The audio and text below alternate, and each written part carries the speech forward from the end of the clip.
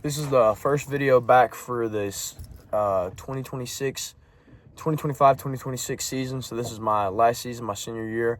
Last year I did something with YouTube where I decided to do tournament recaps after not all the tournaments, but most of them. I tried to do it most of them. And I've had plans on doing it again this year, but the boat was in the shop for every week after first tournament up until the most recent one. But shout out to Ross Motorsports. Thank you for getting me in and out once the engine was diagnosed and we found the part. I appreciate that. I'll talk more about that in a later video, but that is great. So let's just hop right into it.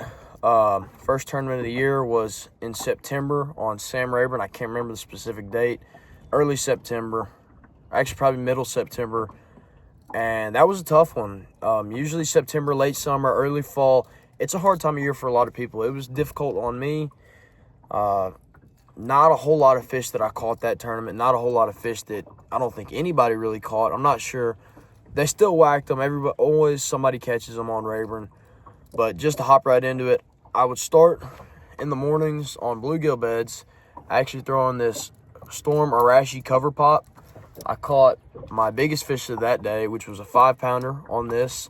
I targeted areas where I knew that there was bluegill beds, but where I also knew there would be stumps and deep water access nearby.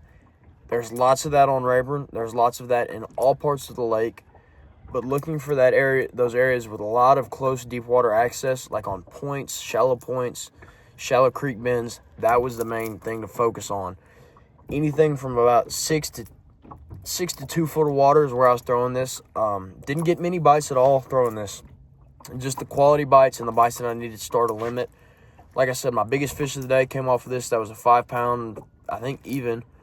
And I didn't have a great bag that day. I had 13 or 14th place with, I think, 12 and a half or 12 3/4 pounds. So not a great finish to start off the year, but definitely what I need for points. And the second bait that helped off that day, which I ended up losing some key fish on, which that's just part of it, is this Black Label. I can't even remember what it's called. The Black Label High Roller Minnow. This is a 5-inch soft plastic Demiki rig bait. This bait was great. I probably caught the majority of the fish that I caught that day on this bait. Not a lot of giants. Like I said, it's a hard time of year for me to find those big fish, and a lot of them. But this bait was all around good bait for no matter what I was doing. I actually had it rigged like a fluke a little bit, and also had it rigged as a Demiki bait on a minnow. The other bait that I was throwing on that tournament for Demiki rig is this 6th Sense strobe shaker minnow. I believe this is the 4-inch, if they make a 4-inch. It's the medium size. It's not the big one. It's not the little one. This bait was key for targeting the fish that were on or around bait balls and in the timber.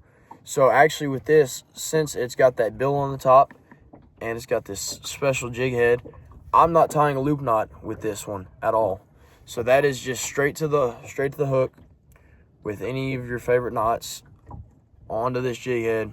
Rigged it straight. I was throwing, I think this is 12-pound Gold Label Cigar. That's my leader. It's on a uni to uni knot. This doesn't look that great because it's old. Tying double uni knot to 15-pound Super Slick V2 braid. This is old braid, so again, doesn't look that good. I was throwing this on a 6'6", I believe it's 6'6", a 6'9" spinning rod. So that's a little bit on the shorter end for a lot of people scoping rods. I like this rod.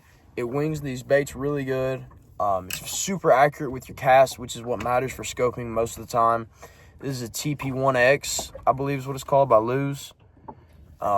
Good rod, cheap. It's caught a lot of fish, a lot of big fish too. But overall that weekend, the main thing was focus on bait balls and focus on bluegill spawn.